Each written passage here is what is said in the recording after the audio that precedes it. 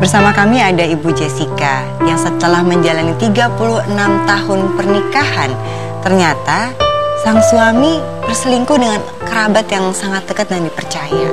Ibu pernah bicara sama Bapak kemudian ini apa yang menyebabkan sampai Bapak di usia berapa Bapak sekarang? 63. 63 tahun. Perempuan yang saat ini? Di atas 50 lah. 55 juga, 50-an. Ibu pernah bicara sama Bapak, ini di saat usia kita tinggal mengambil keuntungannya, menikmati hari tua bersama-sama gitu ya. Gimana Bu? Dia selalu bilang, kenapa ampun 1000 kali ampun, kenapa nasib menimpa diri, lebih baik mati aja kali saya ya bunuh diri. Itu cuma segitu aja.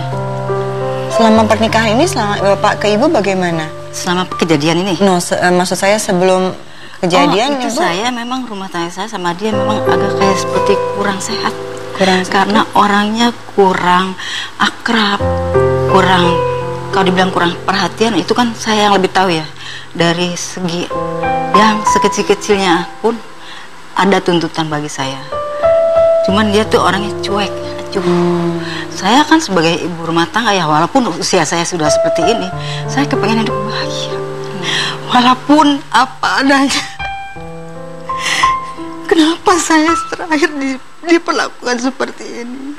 Itu kejadian udah kedua kali. Kedua kali dulu pernah. Dulu pernah selingkuh juga. Dia selalu ngaku. Saya suruh sumpahin sama Allah, dia nggak pernah mau. Enggak, saya udah ngaku.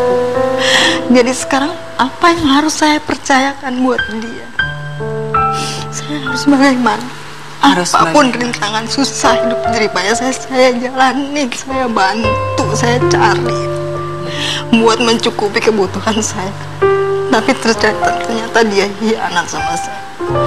Mungkin kalau dulu saya belum seusia ini, mungkin saya udah ambil keputusan dari dulu. Saya Mbak Oki ya, kan kita pernah bilang yang mencari sosok imam keluarga yang bisa menuntun kita secara agama ya. Ini kan Ibu sepertinya yang disampaikan seperti itu. Dan yang paling sedihnya itu adalah ternyata kepada Ibu nggak ada rasa kasih sayang, hangat, akrab, tidak ada ya Bu? Saya yang namanya ibaratnya tuntutan itu sekecil apapun, kalau yang udah menyentuh hati saya itu suatu penghargaan buat saya. Kan saya yang ngejalanin. Baik, kita dengarkan Mbak Oki dulu ya Mbak.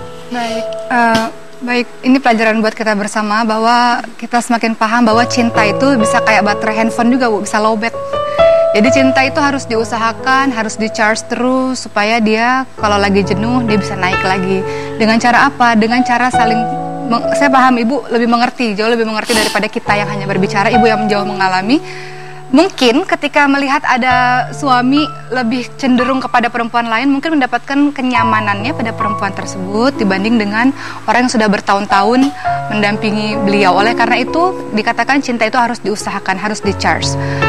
Kemudian yang kedua, masalah ibadahnya bagus tapi kok berperilaku seperti itu. Memang di surat Al-Ankabut ayat 45 Allah berfirman yang artinya sesungguhnya sholat itu mencegah perbuatan keji dan mungkar. Kalau orang sholatnya benar sehari 5 kali, belum lagi ditambah sholat sunnah. Kan ada Al-Fatihah kan? Al-Fatihah itu kita menyebut berulang-ulang kali, ihdinas siratal mustaqim, semoga Allah menunjuki jalan yang lurus. Kalau sholatnya benar, perbuatannya juga akan benar. Tapi kalau sholatnya tidak benar, itu akan terpleset juga seperti itu. Dengan cara ada wanita yang membuat dia merasa nyaman, akhirnya lari kepada wanita tersebut.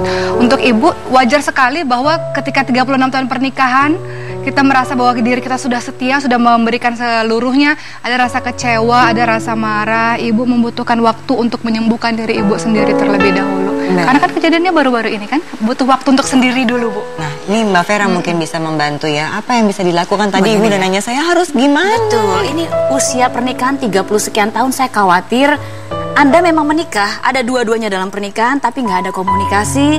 Karena tadi, suami Anda, ini kebanyakan laki-laki loh sebetulnya, flat affect, emosinya datar. Emosi datar bukan berarti suami nggak cinta loh ya. Namun, banyak suami-suami memang nggak ekspresif secara emosional. Ketika mereka cinta, sukar untuk bilang I love you, sukar untuk bilang nyentuh. Ayo mah, mau diambilin makannya sesekali gitu ya misalnya. Nggak semua laki-laki seperti itu karena mereka tidak terbiasa dan tidak terlatih, tidak dididik.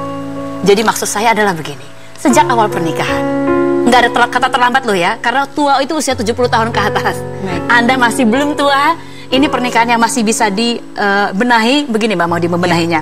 Bu, latihan bersama pasangan Anda untuk terbiasa bantu dia untuk lebih ekspresif secara verbal, secara sentuhan, bahwa cinta itu nggak bisa hanya di hati saja, butuh diekspresikan lewat tindakan-tindakan. Mungkin Ibu bisa ini Mbak Vera, kita kasih kesempatan ke Ibu ya untuk bisa menyampaikan kepada Bapak, kepada suami, harapan Ibu seperti apa, inginnya bagaimana. Silakan Bu, coba bicarakan di sini.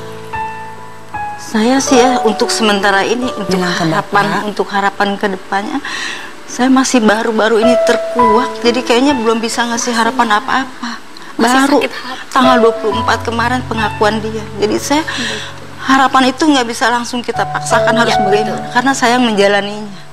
Itu mau bicara sama Bapak bahwa Bapak kenapa begini? Dia sih sepertinya nggak pernah menyadari kalau tuntutan apa dia bisa kayak begini. Dia cuman sebatas bukan suka atau seneng atau pacaran. Sepertinya cuma sekadar pelampiasan atau apa, karena mungkin ya nggak tahu juga saya, walaupun ada juga namanya juga laki-laki ya. Ini dia bisa aja. Hatinya masih besar, nggak mau dia terbayang 36 ibadah tahun tadi, gitu kan. ingat ya tadi dikatakan laki-lakinya suaminya rajin ibadah. Hati-hati, ibadah itu bisa dua maknanya pada manusia. Yang pertama, karena memang takut dosa, karena dorongannya begitu besar sehingga harus dibatasi dengan ibadah. Atau memang dari awalnya punya hati yang indah, yang baik. Baik, kita akan lanjutkan lagi ya pembicaraan ini, karena setelah Ibu ini masih ada satu sahabat perempuan lagi, Bu Mawar, yang akan menceritakan bagaimana terjadi pemerkosaan dan akhirnya terpaksa harus mengambil keputusan untuk menikah dengan sang pemerkosa. Tetap bersama kami dalam Curahan Hati Perempuan.